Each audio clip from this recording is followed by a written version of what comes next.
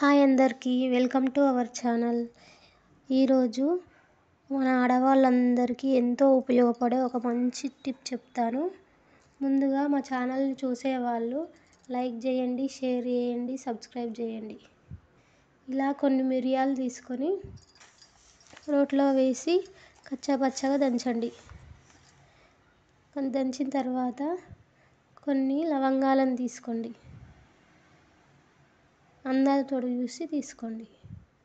కొన్ని లవంగాలను తీసుకొని బరకగా దంచండి. మరీ పొడి చేయనవసరం లేదు. ఈ టిప్ చాలా యూజ్ అవుతుంది. ప్రతి ఒక్కరు ట్రై చేయండి.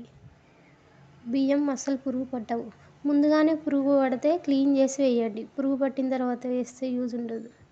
పురుగు పట్టకుండా ఉండాలంటే ముందు బియ్యాన్ని క్లీన్ చేయండి. పురుగు పట్టిన బియ్యాన్ని క్లీన్ చేసి ఇలా దంచుకోండి. ఇలా కచ్చాపచ్చాగా దంచి ఒక మంచి కాటన్ క్లాత్ తీసుకోండి. ఈ క్లాత్లో ఈ దంచిన మిశ్రమాన్ని వేసి మొత్తం వేయండి. దంచిన మిశ్రమాన్ని వేసి మూట కట్టి బియ్యం డబ్బాలో పెట్టండి. అంతే. ఈ రెమెడీ చాలా యూజ్ అవుతుంది. అస్సలు పురుగు పట్టవు. మీరు కూడా ట్రై చేయండి. అలాగే వీడియో